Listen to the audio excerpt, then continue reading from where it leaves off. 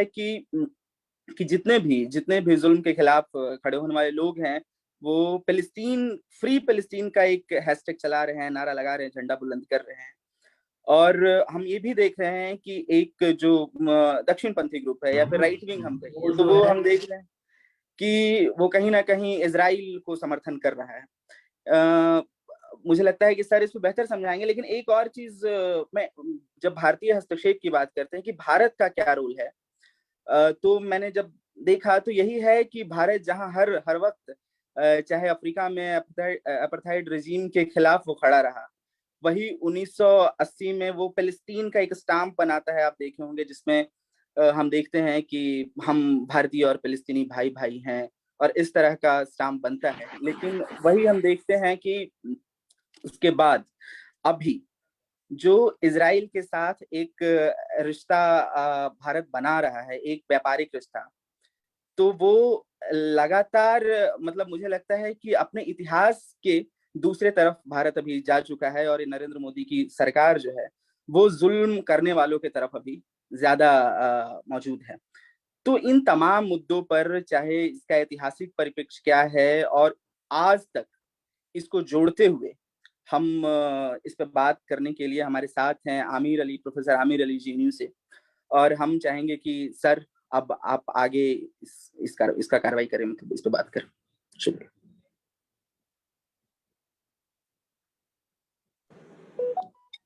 Okay, thank you, Dhananjay. Thank you for asking me to speak. I'm very happy that, as always, Jawaharlal University के जो students हैं, not just contemporary affairs, international affairs, politics में एक गहरी दिलचस्पी शुरू से लिया है। I remember 19 years ago जब मैं student था यहाँ पर, तो बिल्कुल इसी तरह से एक उन्होंने एक मीटिंग ऑर्गेनाइज किया था पैलेस्टाइन पर, and I remember writing a pamphlet on it, and I can't remember the speakers right now, but this is a debate that has been happening on the JNU campus for a long time. In its best traditions, Jawaharlal Nehru University, its students and its faculty members have always intensely engaged in the question of Palestine, which is a tragedy. I mean, the only word that one can use is a tragedy, and it's a tragedy that has been happening for many years now, at least 4 generations हो चुके हैं जब से ये मसला शुरू हुआ है, if not more than that. Now, let me just say a few things about what I intend to speak. Okay, एक request है कि हिंदी में भी करने का, तो I will use both languages, English और हिंदी, मैं alternate करता रहूँगा। Yes sir, no problem. आप दोनों भाषा ये जिसमें तकरीबन 35 to 40 minutes बोलूँगा। उसके बाद if there are questions, and please let me say that the questions must be relevant to Palestine. Okay, please, if you have questions, do not make them tangential questions that are not related to Palestine. They must be related to Palestine, because I intend to speak just about Palestine and the history of Palestine. So the focus of my discussion is going to be the history of Palestine and the current situation understood through the frame of history. क्योंकि अभी जो स्थिति जो सामने आ रही है वो एक दिन या 2 दिन या 10 दिन जैसा धनंजय बोल रहा था नहीं आएगा। ये कई साल, कम से कम 100 साल अगर आप अल्फा डिक्लेरेशन से ले रहे हैं तो 100 साल से ज्यादा हो गए, ओके, बल्कि उससे पहले से डेवलपमेंट्स हुए। तो इतिहास का जो हम लोग एक पर्सपेक्टिव, एक मंजर लेते हैं इस पर, तो बहुत सी चीजें समझ में आती है। ऑलराइट, तो करंट सिचुएशन पर मैं आखिर में आकर के कुछ बोलूंगा उस पर, but the vast bulk of what I will be saying will be on a historical perspective. Now let me also state very clearly, there are certain historians that I will be looking at, and these are historians जिनकी किताबें बहुत मशहूर हो चुकी हैं, जो आप खुद जाके पढ़ सकते हैं, because अक्सर ये होता है कि पैलेस्टाइन के क्वेश्चन पे पोलेमिक्स बहुत ज्यादा होने लगते हैं, लोग फालतू के और बेकार के जो बैक एंड फोर्थ आर्गुमेंट्स होते हैं, we should not be getting into that, because this is a really serious situation right now. Given the gravity of the situation, अभी खबर आ रही है कि गाजा में एक 11 मंजिल की इमारत को इजरायली बॉम्ब्स ने डिमोलिश कर दिया। उसमें अल जजीरा के ऑफिसेस और एसोसिएटेड प्रेस के ऑफिसेस हैं। 10 members of one family have been killed. Now, this is not to say that there is no loss of life on the Israeli side. उधर भी loss of life है, and that is equally condemnable.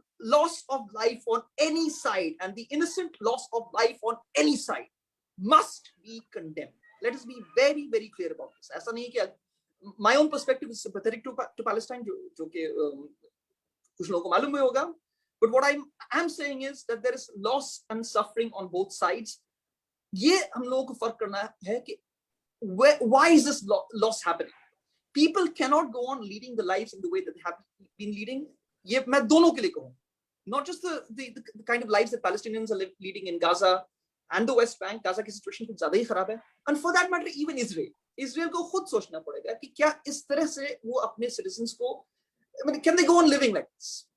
Okay, so मैं एक चीज बहुत clearly कहना चाहता हूँ कि there is a certain kind of insanity that we have seen in this part of the world, और उस insanity को इंसानियत में तब्दील करना बहुत जरूरी है. अगर आप देखेंगे तो इन words में इन दोनों अल्फाज, एक अंग्रेजी का और एक हिंदुस्तानी के जो वर्ड है उसमें बहुत सिमिलैरिटी है. अगर आप एक दो लेटर का, एक अक्षर का फेरबदल कर देंगे तो आप देखेंगे कि इंसानिटी बहुत जल्दी इंसानियत हो जाती है, और इंसान को हैवान बनने में बहुत मुश्किल नहीं होता है. बहुत आसानी से इंसान हैवान बन जाता है, और जो हैवानियत हमको नजर आ रही है उस हैवानियत पर रोक लगाना शायद इंसानों की जिम्मेदारी है. Okay, so let me make that very, very clear. What we are witnessing is clearly not acceptable. I would put the greater responsibility on the Israeli side. Okay, now as I said, I'm going to take what I call a historical perspective of this. Now, where do I begin? One of the reasons जो कि ये problem हमारे सामने आ रही है, it is because of a certain notion of European nationalism. एक nationalism जो Europe में हमको नजर आ रही है, जो यूरोप से शुरू हुई है, और उस आइडिया को जब ट्रांसप्लांट किया जाता है in an Asian context here, this is the Middle East, this is part of Asia, और उस वजह से an idea can go completely wrong, और शायद यही नजर आ रहा है. Okay, the idea of 19th century European nationalism, an idea which has huge problems, जिसके problems खुद यूरोपियन समझ रहे हैं. शायद यही वजह थी कि यूरोपियन यूनियन बनाने की, क्योंकि if nationalism is taken too far, it can result in problems of the kind that we are witnessing, and it's precisely that idea of nationalism that has been transplanted onto this part of the world. Okay, now how far back do I go? I will go to the late 19th century. The context is Europe. The Zionist movement emerges in Europe. I think the first Zionist Congress was Basel, Switzerland. Okay. Now, Europe at the same time is also experiencing something called anti-Semitism, which is a form of racism. Now, once again, let me say, in any perspective on the problem that we are looking at, one has to acknowledge the existence of anti-Semitism, which is unfounded hatred and fear of Jews. One cannot ignore, one cannot set aside this problem. बहुत से लोग irresponsibly take anti-Semitic positions. What one has to understand is that the problem of anti-Semitism begins from where nationalism itself begins. The context is Europe, 19th century Europe. So the point that I'm trying to make is nationalism जो idea है, which to my mind is an idea that results in a great deal of problem if it is taken to extremes, is also beginning around the same time that you have the beginnings of anti-Semitism. Now, how does one understand anti-Semitism? Let me just say, I'm going to attempt a definition of anti-Semitism given by the famous political theorist Hannah Arendt, जो कि JNU के students तो बहुत ही वाकिफ हैं Hannah Arendt के writings. Okay, Hannah Arendt की 1951 की किताब है Origins of Totalitarianism. Okay, इसमें एक बड़ा सा section है anti-Semitism. तकरीबन 4 chapter वो लिखती है anti-Semitism. Okay, let me once again say कि मैं जो बातें बोल रहा हूँ उन किताबों का हवाला दे रहा हूँ, आप उन किताबों को जाके पढ़ें, और जो बातें मैं बोल रहा हूँ उन किताबों में आपको मिल जाएंगी. Okay, so the point that I'm making is, in order to understand anti-Semitism, the perspective that I'm taking is the famous political theorist Hannah Arendt, जिनकी बहुत सारी किताबें हैं. एक किताब जो शायद सबसे मशहूर है 1951 की Origins of Totalitarianism, वहां पर वो ये कह रही हैं, and I'm kind of paraphrasing, that ultimately anti-Semitism is arising from the anomalous position of Jews. What is the anomalous position of Jews? Anomalous position ये है कि the presence of Jews in Central and Europe is one that they seem to be unassimilable in different nation states. So ऐसा लग रहा है कि कोई भी nation state में ये assimilate नहीं कर पा रहे हैं. ये perspective है of the nation state. All right. Now this is where it's all arising. Now हम सबको मालूम है कि the problem of anti-Semitism, when it was taken to an extreme in Europe, in France, in the 1894 the Dreyfus incident, in which a captain was falsely accused of lack of loyalty. In Nazi Germany, सबसे tragically, the most tragic denouement of anti-Semitism was the Nazi Holocaust, जहां Hitler के rule में 6 million Jews were killed brutally, savagely, taken to the concentration camps, जहां पर horrific अंदाज से treat किया गया. All right. these are things that we have to understand in order to understand the Palestinian problem and what we are witnessing. Now, the question of Israel. Israel was established आज के दिन 15 मई 14th May को British mandate expire होता है 1948 में. Before I get to that particular point, let me say that before that there are two significant historical landmarks that are very important to understand. एक 1916 में होता है और एक 1917 में होता है. Remember, this is just when the First World War is going on. Okay, the First World War ends in 1918, but 1916 में you have the Sykes-Picot Agreement, a secret agreement between a Frenchman and a British figure, where they agree to carve up the Middle East, carving up the Middle East without the consent of the people whose lands they're carving up. This gives rise to the problem of Iraq, जो हम देख रहे हैं. Iraq is again another country which has been completely in turmoil for many years. But essentially, what this does is that many lands, for example, Lebanon and Syria, they fall under the French mandate.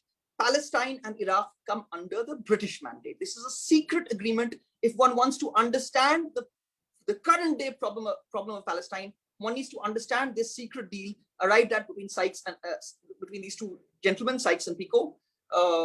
One a Britishman, an Englishman, and the other a Frenchman. Okay, 1917 is a significant landmark. The First World War has still not ended. अगर पूछा जाए तो 1917 के दो बड़े जो ऐतिहासिक जो इवेंट्स हैं जिसने दुनिया की हिस्ट्री को बदल दिया है, एक तो बोल्शेविक रेवोल्यूशन नवंबर का, अक्टूबर रेवोल्यूशन कहलाता है पुराने कैलेंडर के हिसाब से, और दूसरा बाल्फोर डिक्लेरेशन जो कि आई थिंक अर्ली नवंबर में लगभग उसी time, okay, I think 2nd या 3rd नवंबर को बाल्फोर डिक्लेरेशन इशू होता है. What is the Balfour declaration? This is a short brief letter issued by the British Foreign Secretary Arthur Balfour, in which Britain, which is still the predominant power at that time, commits itself to the creation of a Jewish homeland, not the word nation, the Jewish homeland. बहुत छोटा सा letter है, महज 4 या 5 या 6 line का होगा, but उसमें से दो चीजें बहुत इंपॉर्टेंट है. The commitment on the part of Britain to a Jewish homeland, and secondly जो उसके बाद ये कहा गया है, nothing prejudicial should happen to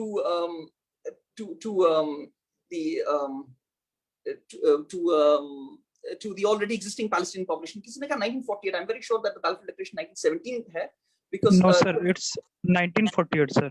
I'm pretty sure, I'm sorry, but I'm pretty sure it's 1917 Balfour Declaration, because the British Foreign Secretary, because 1948 is the year that Israel is created, when the British mandate ends. So I think I'm pretty sure on this. Perhaps you can check that particular fact. हो सकता है मेरे ज़हन से ये हो रहा है, उम्र भी हमारी बढ़ती जा रही है ना, तो कभी कभी भूल जाए, but I'm pretty sure at this stage it is 1917. As I said, दो ऐतिहासिक इवेंट्स बहुत सिग्निफिकेंट हैं दुनिया के इतिहास, दुनिया के तारीख में, और ये बहुत हद तक 20वीं सदी के पूरे जो पॉलिटिकल जो डेवलपमेंट्स हैं उनको इन्फ्लुएंस कर रहा है. Alright? Now, what is the problem with the Balfour Declaration? The problem with the Balfour Declaration, someone very interestingly summarized it as one nation promising to another nation the country of a third nation. यानी कि एक देश एक दूसरे देश को वादा कर रहा है कि हम एक तीसरे देश के लैंड को आपको दे देंगे.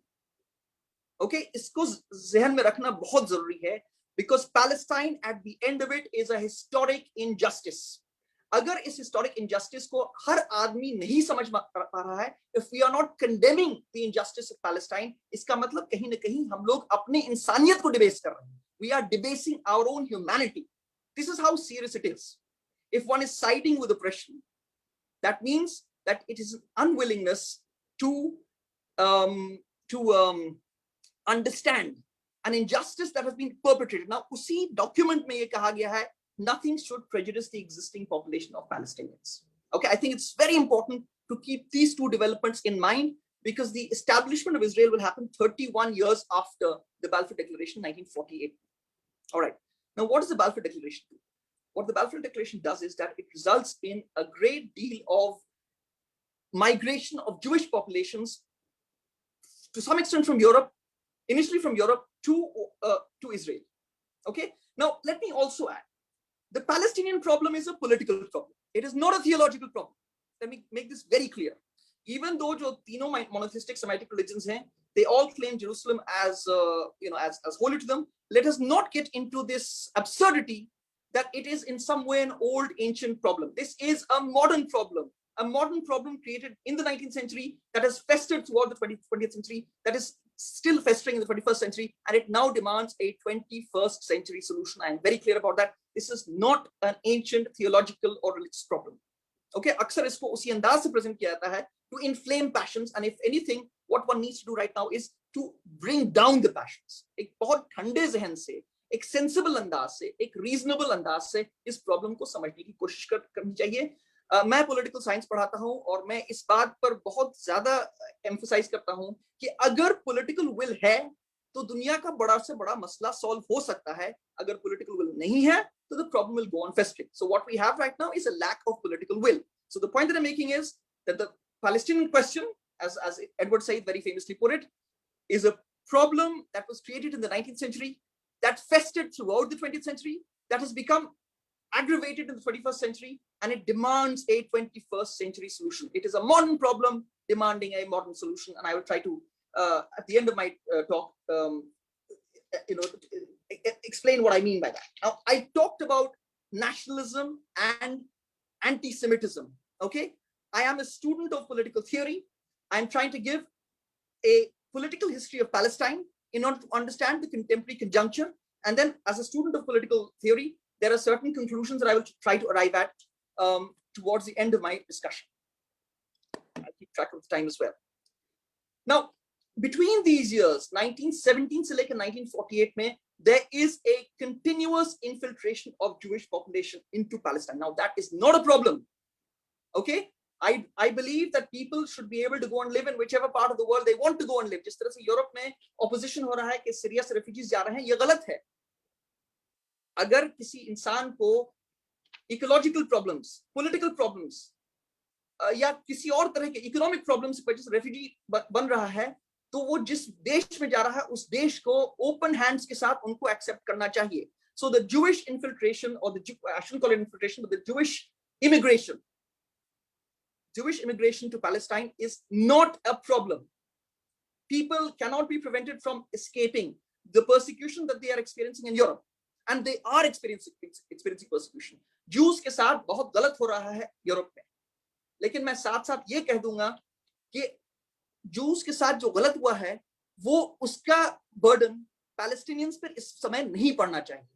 The burden of justice must not fall on a people who had nothing to do with that oppression that was experienced by the Palestinians, by the Jews in the 19th century and the 20th century. जिसका सबसे गंदा, जिसका सबसे गलीज और सबसे condemnable Nazi Germany के developments हैं from the beginning of the final solution until 1945 when Germany was defeated. और न सिर्फ 1939 final solution की शुरुआत से, उससे पहले बहुत से कानून पास हुए थे which were extremely detrimental to Jewish interests. Jewish intellectuals were persecuted. Many Jewish intellectuals had to flee Nazi Germany. उसमें सबसे मशहूर आपको अल्बर्ट आइंस्टाइन शायद होंगे. उसके अलावा बहुत लोग जेएनयू में फ्रैंकफर्ट स्कूल के बारे में पढ़ते हैं, जो पहला जनरेशन फ्रैंकफर्ट स्कूल का है. हॉकहाइमर, आई डोंट नो, ये पूरा फ्रैंकफर्ट स्कूल फ्रैंकफर्ट से उठ करके यूएस चला जाता है. Okay, so let us, in order to understand the Palestinian problem, understand the plight of that the Jews went through in Europe, and understand that that was condemnable and that there was extreme suffering that the Jews went through. We must be able to appreciate this, because जब इंसान सफर करता है तो इंसान सफर करता है. कोई भी इंसान कहीं भी हो दुनिया में, किसी देश का, किसी मजहब का, किसी खित्ते का, irrespective of caste or religion, human suffering is human suffering, and we have to acknowledge that human suffering must be put to an end in the kind of mad situation that we are in right now. इस वक्त the intensity of human suffering is on the Palestinian side, और ये हमेशा बदलता रहा है. कभी कोई एक तबका सफर करता है और oppressed होता है, कभी दूसरा होता है. And as sensible, rational people, we must be able to say a wrong is a wrong. अगर इंसान इतना नहीं कह सकता है तो वो अपने ही इंसानियत को डिबेस कर रहा है. This is the point that I'm trying to make. Okay, now why am I saying this? The reason why I'm saying this is that a lot of people in their opposition to Israel will engage in what is called Holocaust denial. Again, this is extremely problematic. To suggest that the Holocaust never happened. I mean, let me give an example of this. The Iranian President Mahmoud Ahmadinejad is one instance of this. Ye sirf ek example. Bahut se log hain who in their opposition to Israel will engage in this form of Holocaust denial, which cannot be accepted. All right. Now, as I said, there is a significant Jewish immigration into Palestine in these years between 1917 and 1948. This reaches a peak in the 1930s. Khas karke 1936 mein, when you have the first Palestinian Intifada, when the Palestinians realize that not only is the immigration increasing, which is not a problem, but the land of the Palestinians is taken away from them and the Palestinians are being dispossessed from their land. Ye 1936 mein ho raha. As I said, immigration is not a problem. People must have the right to immigrate wherever they want to. ये जो boundaries दुनिया में तैयार हो रहे हैं, ये जो मिस्टर ट्रम्प की जो दीवार थी मेक्सिकन बॉर्डर पर जो वो बना रहे थे, और फॉर दैट मैटर इजराइल में भी एक दीवार है, which I'll come to in a little while. These walls are wrong. बहुत पहले रविंद्रनाथ टैगोर ने इसी मुल्क में लिखा था, where the head is held high, and there are none of these narrow walls. Okay. Now the point that I'm trying to make is that in the year 1936, why does Jewish immigration become a problem? It becomes a problem because with the setting up of the Jewish agency and the Jewish fund, you have dispossession of Palestinians from their land. This is the problem. And this is where a large part of the problem begins. याद कीजिए गांधी ने उस वक्त क्या, गांधी जी ने क्या कहा था उस वक्त, महात्मा गांधी, हमारे अपने महात्मा गांधी क्या कहा? Mahatma Gandhi said, this is an injustice that is being perpetrated from India. If we are to heed the voice of conscience, we must heed what Gandhiji said in 1936. He very clearly said that what is happening in Palestine is an injustice that is being perpetrated on the Palestinians. ये कोई और नहीं कर रहा है, हमारा ही देश, the father of the nation, the individual who led India's freedom struggle against the British is saying this, and we should keep this in mind as we try to make sense of the current situation. Okay, 1937 एक Peel Commission established होता है. The Peel Commission talks about a certain kind of a partition plan, okay, rejected by the Palestinians. Now, I can't go into the merits and the intricacies of why the Palestinians rejected it and the Jewish side accepted it. I mean, there are intricacies there which will involve much more time, but it is certainly rejected by the Palestinians. But the point that I do want to make is that the first Palestinian Intifada of 1936 is brutally suppressed by the British. बर्बरियत के साथ हम लोगों को मालूम है कि British बर्बरियत क्या चीज है. जलियांवाला बाग में हम लोगों ने 1919 में देखा है. हम लोगों को बखूबी जानना चाहिए what British colonialism is capable of, and हम लोगों को ये भी मालूम है कि that British colonialism at that time was present over 3/4 of the world.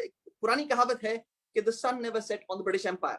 Now, especially for people like us who have gone through the experience of British colonialism, we should be able to understand that the British perpetrated injustice on the Palestinians in the manner in which the first Palestinian Intifada was brutally suppressed between the years 1936 and 1939.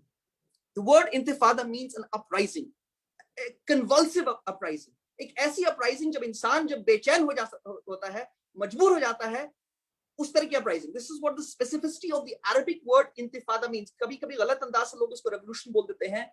I don't think it captures the nuance of the Arabic language. Personally, I don't know Arabic, but from the readings that I do on the question of Palestinian history, एक convulsive किस्म की बेचैनी जो इंसान के अंदर होती है, जब वो उस बेचैनी की वजह से उसको उसके अंदर से उसके तन से नहीं, बस उसके रूह से, उसकी आत्मा से झिझोरती है उसको कि कुछ करना पड़ेगा, because you're being oppressed in a certain way. That is what the word Intifada means. Now, the reason why I'm stressing the word Intifada is कि हम लोग ये समझना पड़ेगा कि if the Palestinians behave in a certain way, they are behaving because of a certain oppression that they are going through in exactly the same way that the Jews went through a certain oppression. The Jews must have had their own convulsive, the sense of not things being not right. Across the world, different peoples have been subjected to this. So the point that I'm making is that the Intifada of 1936 was brutally suppressed over 3 years. From 1936 to 1939, the Peel Commission of 1937 is rejected by the Palestinian side because they believe that too much of their land is being taken away from them. This realization leads to what I call, and what historians have called, the first Intifada. Now, again, let me stress, let me make the sources from which I'm making this very clear. William William Roger Allen, I think, a British historian, teaches I think it's Texas. If I haven't got it wrong. He makes these points that I'm trying to make. So it's on the basis of reading his particular book that I'm making this particular point. Okay. Now let me move to the year 1948, which for Palestinians, again, I'm going to use another word, the Nakba. It means a tragedy. The tragedy of your own land being taken away from you and you're not being able to do anything about it. सोचिए किस तरह की बेचैनी किसी इंसान के अंदर होगी जब जिस सरजमीन पे वो कई साल से रह रहा है, वो सरजमीन उससे छीन ली जाती है because of great power ambitions. The ambitions of the United Kingdom, the foremost power at that time, and of course going to be taken over by the US. The Pax Britannica gives rise to Pax Americana, and on the role of the Americans, there's much more that I have to say a little later. Okay, Nakba, it's a tragedy. Aaj ke din, as we speak right now, in many parts of Palestine, for that matter, in many parts of the world, Palestinians are marking the day of the Nakba when they have been forced from their homes. Okay, now what is the nature of this forcible removal?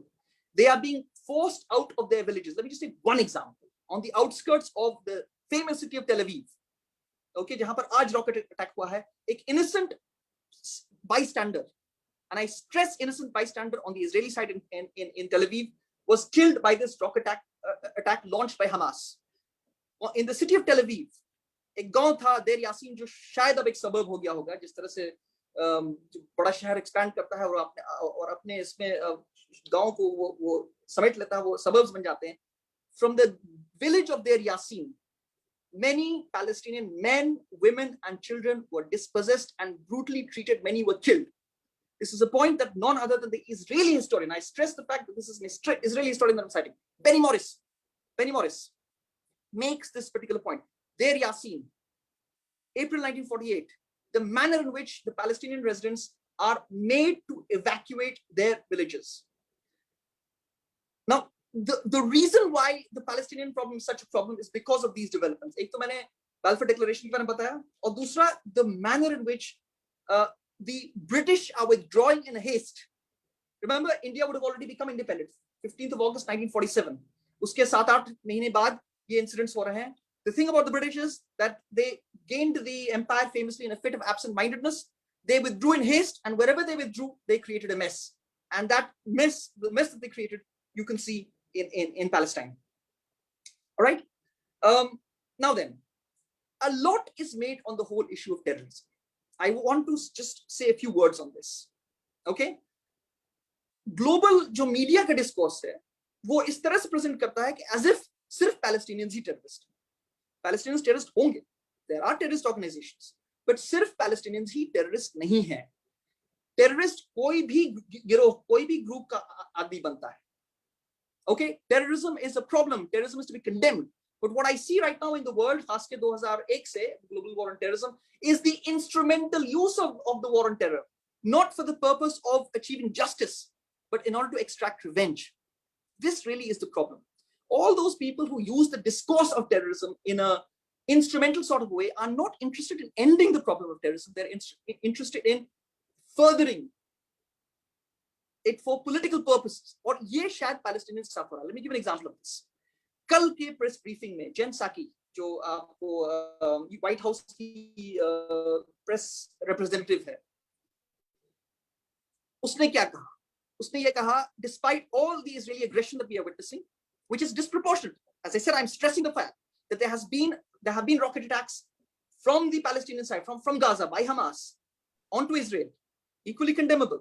But what is Jen Psaki saying? She's saying Israel has the right to defend itself. Now, इसको हम अंग्रेजी में कहते हैं, it's like a broken needle stuck on a record. बार-बार US administrations यही बात कहती आई है, and by saying the same thing, they are turning what is called a Nelson's eye to the injustice that is being perpetrated predominantly by the Israeli side in the Middle East. Okay, as I speak, अभी मैं 8:30 का bulletin BBC और Al Jazeera पर देख के आ रहा था जब ये 9 बजे शुरू हुआ है. As I speak, there are protests that are going on across the world in far-flung places like Australia, in England, in Europe, in America.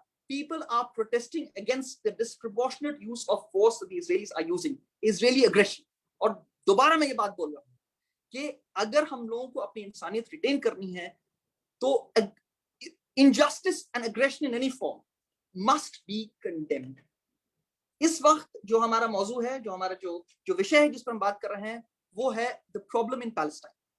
And the problem in Palestine is predominantly a problem that is being aggravated by the wrong decisions of the Israelis. इसमें खुद Israel को भी कोई फायदा नहीं होगा. And I'll try to come to that particular point in terms of why I'm saying this point. Now, again, to come back to this, I realize that it's already, I have to really wind up now.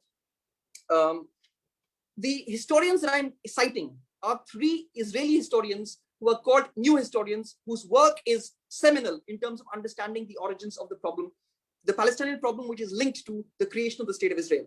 These historians are Benny Morris, जिसकी किताब है 1948 and After, जिसके हवाले से मैं ये बात बोल रहा हूँ, Tom Segev, जिसकी किताब है One Palestine Complete, और Ilan Pape, जिसकी किताब के इस वक्त मेरे ज़हन में नहीं आ रहा है. But these are the 3 historians on the basis of which I'm making this point. As I said, whatever I'm saying is based on standard historical accounts that I have read because of my concern for this particular region. Let me add one more point. When the land was divided between Israel and Palestine in 1948, the UN commission tha, look at the injustice then. The division was a 55-45% division of the land. 55% going to the Israeli side, 45% going to the Palestinian side. देखिए इसमें बराबरी बिल्कुल नहीं है. This is not the famous Solomon scale of justice. Okay, Solomon is a very important religious prophetic figure from that part of the world. This place is called the Holy Land. This is certainly not Solomon's justice. The imbalance in the justice, जो इंसाफ का तराजू जो है, वो clearly it is not weighted in favor of the Palestinians. In terms of the division of land, 55% of the land is given to the Israeli side and 45% of the land is given to the Palestinian side. And remember, the grievance of the Palestinians is that they have been dispossessed from lands that they have been living in for at least 2 millennia.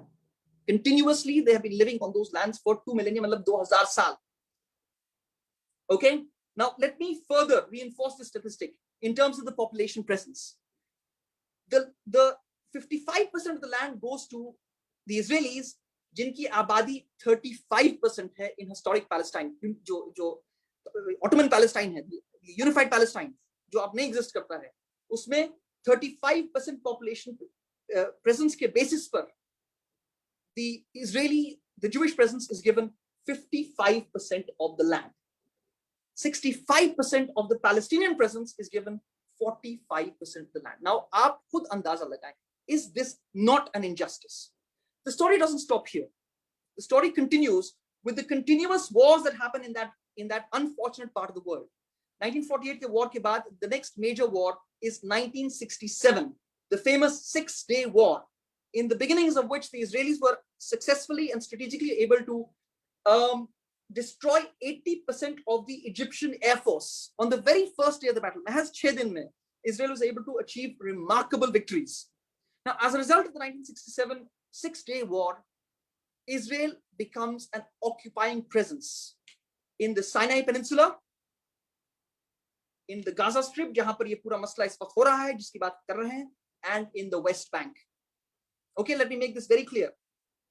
1948 and 1967 is 19 years. 19 years after this division, जिसकी बात मैंने किया था, जिसके तहत 55% of land is going to the Israelis on the basis of a 35% population presence, and 45% of the land is going to the Palestinians on the basis of a 65% population presence. This already existing injustice is aggravated by the fact that with the taking over of the West Bank and the Gaza Strip, Israel now controls 78% of historic Palestine. 78%. Zara aap sochiye. It's a simple statistic. The rest of the 22% is controlled by the Palestinians, and I have another story to tell there, because even wahan par bhi qualify karna padega, खास के in terms of the military presence of the Israelis, especially in the West Bank. देखिए कहानी कहां से कहां पहुंच रही है. 1917 के Balfour Declaration में, जहां पर clearly उस declaration में कहा गया है, nothing should be prejudicial to the interests of the already existing population there, which is the Palestinians.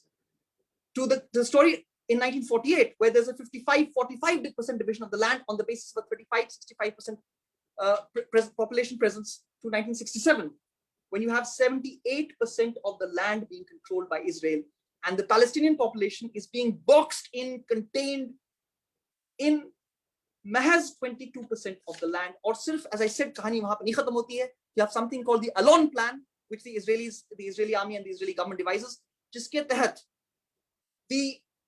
especially the West Bank, there are military roads that the Israelis have built. There are settlements that they continue to put there. Settlements which by international law are illegal. Let me emphasize this point, that they are illegal. The International Court of Justice has pronounced the illegality of the wall that has been created on the territory that belongs to the Palestinians. Again, the point that I'm stressing is, as an individual, as एक इंसान के तहत, one has to say that this is wrong. ये गलत होता है. वो चाहे गलत कोई भी करे. और अगर उस गलत को हम गलत नहीं बोल रहे हैं, इसका मतलब at some level we are debasing our own humanity, which is unacceptable. It is unconscionable. Okay, now I've taken the story from 1948 to 1967. I've talked about the Allon Plan, which is the way in which the Palestinian territories are further fragmented. So I mean, it's not as if the 22% जो Palestinians pass है, it itself is being further fragmented because of the creation of military roads by the Israelis, military checkpoints. In checkpoints के बारे में एक से एक कहानी सुनने को मिलती है. उसमें ये है कि if a Palestinian is trying to get from one part of West Bank, for example, to another part, he may have to cross several checkpoints, and हो सकता है उसको एक आधे घंटे के जो फासला होता है किसी सफर का, उसको 7-8 घंटे में तय करना पड़ता है. इसमें लोग बीमार होते हैं, वो मर जाते हैं. जिन औरतें जो प्रेग्नेंट होती हैं, वो हॉस्पिटल से नहीं पहुंच पाते हैं. This is the kind of humanity that happens because of this Israeli intransigence, the unwillingness to accept that what happened to the Jews must not happen to other people. Remember, this is, I think, the lesson of genocide. The lesson of genocide is, log kehte hain कि never again, and this lesson must be taken to heart. Never again should the kind of genocides that we witnessed in the 20th century. आजकल news में आ रहा था about the Armenian genocide, which the Turks have denied, which 1.5 million Armenians were massacred by the waning Ottoman presence. The point about a genocide is that it is really horrific. इंसान नहीं रहता है, वो बर्बरियत के इस लेवल तक गिर जाता है कि वो हैवान के लेवल पहुंच जाता है. इसको किसी हद तक सियासी political will के जरिए रोकने की जरूरत है. Okay. Again, as I said, I've really got to end now. It's always a problem talking about such a long story. There are 3 more landmarks that I want to talk about. I think I'll do it in, let's say, 7 to 8 minutes. The next major war is the 1973 Yom Kippur War, a war that was initiated by the Egyptians and the Jordanians and the Syrians. Now, remember, the 1967 war was a war in which the Israelis were able to make many strategic advantages. Many advantages were made by the Israeli side. They are a country with a remarkably advanced army, one of the most powerful armies in the world, a country that spends large amounts of money on defense. और शायद इस वक्त की story ये हो रही है, जैसे कि हम देख रहे हैं अपने चारों तरफ, जो कोरोना वायरस पैंडेमिक से जिस तरह से populations are suffering. Perhaps the moral of the story is that countries must really cut down on their defense expenditures. They must start diverting part of that money on public health, because अगर कोई चीज इंसान को इस वक्त मार रही है, बिल्कुल I mean, again, अल्फाज ढूंढना मुश्किल हो रहा है इस वक्त दुनिया में क्या हो रहा है, चाहे वो यूएस में जो सिचुएशन लास्ट ईयर थी, या यूके में, या ब्राजील में, या इस वक्त भारत में जो सिचुएशन हो रही है, वो ये हो रही है कि जब बीमार होता है तो ये नहीं देखता है कि आदमी वो अमीर है या गरीब है या कोई भी है, हिंदू है या सिख है या मुसलमान है या ईसाई है, बीमारी इंसान को होती है. और इस वक्त गवर्नमेंट्स की जिम्मेदारी बनती है to take care of their population. Now, on that note, let me say that Israel is one country which has successfully vaccinated the vast majority of its population. Life is, from what I've heard, at least on this count, back to normal. लोगों को इस mask के इस्तेमाल की जरूरत नहीं होती है. But at the same time, people on the Gaza Strip and on the West Bank have not been vaccinated. Pope Francis ने, the head of the Vatican City, एक बहुत अहम बात कही थी December 2020 में, last year. उन्होंने ये कहा था कि the narrow walls of nationalism will not keep out the virus. और इस चीज को समझ लेना, बेहतर समझ लेना शायद हमारे भले के लिए होगा. ये जो एक जो नेशनलिज्म का जो एक एक्सेसिव ये कर रहे हैं, इससे जब बीमारी होती है लोग नहीं बचेंगे. Again, let me stress the words of Pope Francis. The narrow walls of nationalism will not be able to keep out the coronavirus.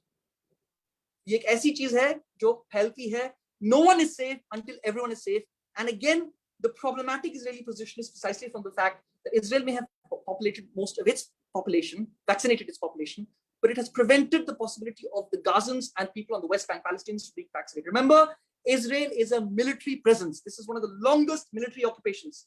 As a military occupier, zimmedari uski banti hai in terms of taking care of the Palestinian population. But 1973, mein, there is a reversal that the Israelis suffer in terms of the fact that they have to, from 1978 onwards, as a result of the 1973 Yom Kippur War, they have to withdraw from the Sinai Peninsula, that triangular land, Suez Canal east, and jo Israel or Gaza Strip tak aata hai, they have to start evacuating it. By 1982, I think it's almost complete, but they still hold on to the Gaza Strip and the West Bank, and of course the Golan Heights is territory that is taken in the north from Syria in 1973. Okay, 1982 is again when the Israeli aggression is evident. It is evident when Israel, under the defense minister, famous man, notorious man, called Ariel Sharon, is able to take the Israeli army all the way up to Beirut. Beirut, जो Lebanon के capital, आप जरा सोचिए इस बात को, एक देश की आर्मी पूरा एक देश को क्रॉस करते हुए, ओके, एक रिवर आती है लिटानी रिवर, जो कि तकरीबन 40 किलोमीटर के फासले पर है from the Israeli border into Lebanese territory, उसको क्रॉस करते हुए द एमोसी रिवर एक और है, उसको क्रॉस करते हुए Midway into the city Beirut पहुंच जाती है. और बेरूत में 1982 में the kind of things happen is again something, again I'm running out of time, so there's not much that I can say, but the Israelis are responsible for some of the worst atrocities that happened in 1982 in Beirut. I just mentioned one of them, in which Ariel Sharon was indicted by an Israeli Supreme Court inquiry.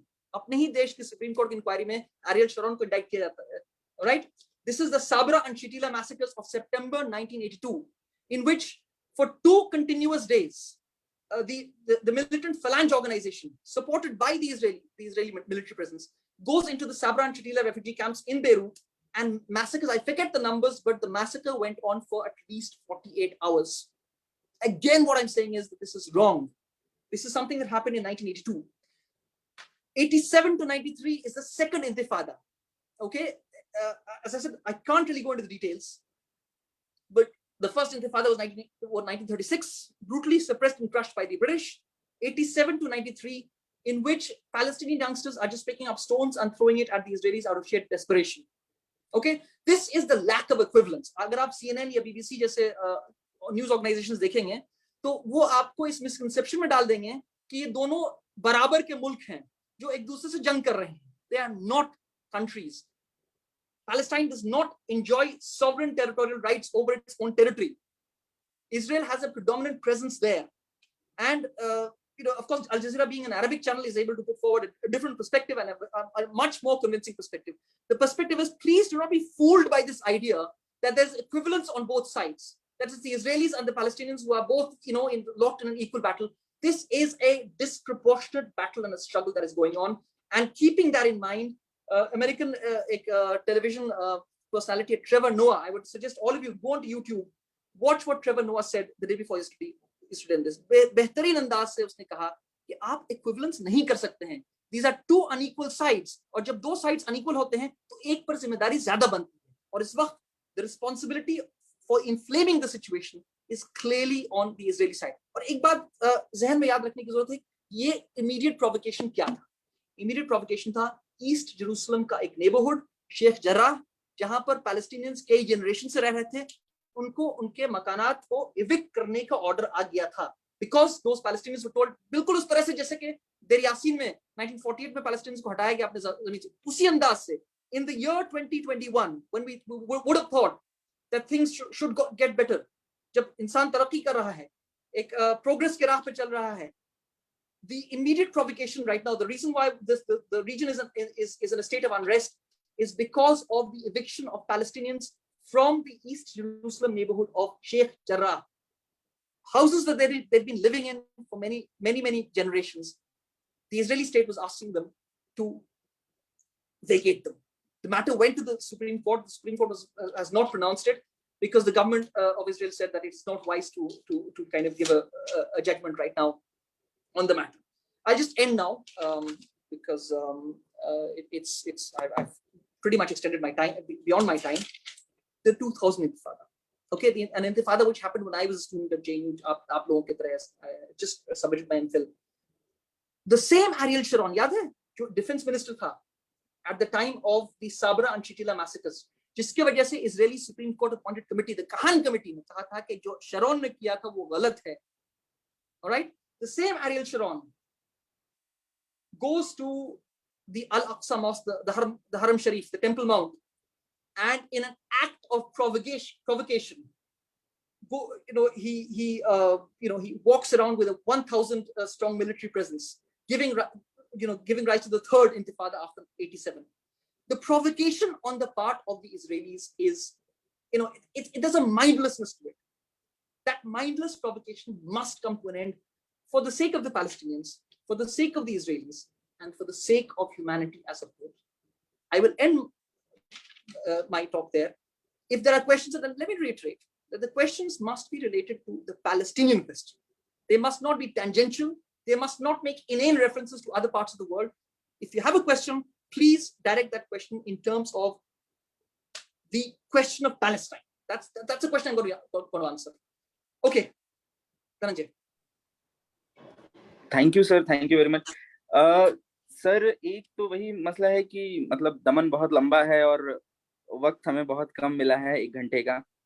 लेकिन मैं चाहूंगा sir कि आप ही अपना वक्त लें, और हम चाहते हैं कि इंडियन स्टेट और इंडियन गवर्नमेंट का जो रोल रहा है इस वक्त, मतलब उस मसले पर, तो उस पे अगर आप थोड़ा सा बात करें तो मुझे लगता है कि हमारे मतलब बहुत लोगों का ये सवाल पहले भी आ चुका है. मैं सिर्फ 2 ही बात बोलूंगा. पहली बात है कि historically India has always sided with the cause of Palestine. This is the reason why I quoted Mahatma Gandhi in 1936, was to precisely make this point. That's one thing. Secondly, the current government, in a move that I completely disagree with, has delinked Israel from Palestine. Okay, so the Indian Prime Minister Narendra Modi went to Israel, where he was warmly received by Benjamin Netanyahu, and then he went to Palestine. The point that I'm trying to make is you cannot delink this. बहुत लोगों ने कहा कि this delinking was a diplomatic, it was a great feat of diplomatic thinking. The point that I'm trying to make is, in the light of history, जो पूरा मेरा lecture था, तारीख के पस मंजर से, इतिहास के नजरिए से आप इस मसले को डीलिंक नहीं कर सकते हैं. अगर आप डीलिंक कर रहे हैं, इसका मतलब आप इतिहास को से सीख नहीं रहे हैं. So I can only say 2 things in terms of the Indian attitude towards Palestine. Let me reiterate that one of the things that has always characterized the relationship in Palestine and India is warmth. In the 1983 non-aligned summit movement, जो कि दिल्ली में हुआ था, Yasser Arafat, the leader of the Palestine Liberation Organization, who died tragically in 2004, called Indira Gandhi his sister. Okay, ये हमारे गहरे घनिष्ठ ताल्लुकात हैं, और इसको हम लोगों को सोचना चाहिए किसी भी कदम को लेने से पहले.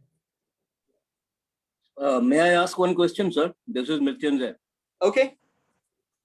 And as you have restricted me to asking question to Palestine only, Right. so I will restrict myself to Palestine. However, it would be not justice with the question if we don't treat the question of Palestine with the Islamic world and the Muslim world too. Anyway, I will restrict myself with the question with the Palestine. When you said, you give a very good allegory that अगर एक छोटा भाई बड़े भाई के साथ रहता है तो बड़े भाई को समझना चाहिए, right? And मेरा छोटा भाई है, मेरे से कभी कभी उसकी लड़ाई होती है, बट अगर छोटा भाई कभी कभी पागलपना पे आ जाए, sometimes he go berserk, so we have to go through the law. We have land conflicts with the brothers, we have we have the property conflicts with the brother, and as very much said Locke, that someone forget the death of the father but doesn't forget the patrimony. Okay. Locke had said, or Hobbes, I don't exactly recall, but it is that. So this is a very emotive situation, emotive case. You are saying that this is not, we should not bring it emotive. This is the fight of all the Abrahamic religions of Muslim, Judaisms, and Mrityunjay, no. I clearly made this point. This is a modern 19th, 20th century problem. It is not a religious theological issue. Let me make that point clear. Secondly, I didn't use the Bada Bhai, Chota Bhai allegory. I used the point about the weaker and the stronger side. Tisri baat, Israel is in violation of international law. The International Court of Justice has pronounced on this. So, aap baat bol rahe hain na law ki baat.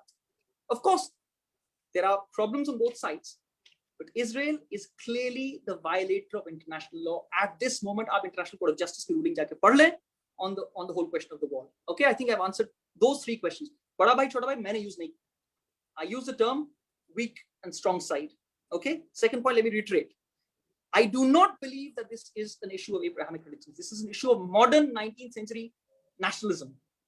And third point, International Court of Justice की आप ruling पढ़ लें, what it has to say about Israel. और चौथा point, to help you make sense of the point, Trevor Noah का आप 8 minute का video देख लें. I think it will answer all your problems. Okay, Mrityunjay? Thank you very much. Thank you, sir. Thank you. Thank you Mrityunjay. Sir एक सवाल और है कि why didn't Islamic nation help Palestine to establish as a state after UN plan, whereas Israel was easily established with the help of